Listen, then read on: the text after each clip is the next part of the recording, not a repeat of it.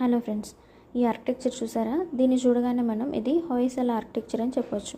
ఈరోజు మనం ప్రపంచంలోనే టాప్ 10 నందుల్లో ఒకటైనటువంటి హొయసలేశ్వర టెంపుల్లోని నంది గురించి తెలుసుకుందాం.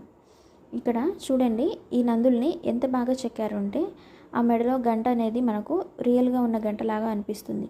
వాటి ఆభరణాలు కూడా నిజమైన ఆభరణాలలాగా అనిపిస్తాయి.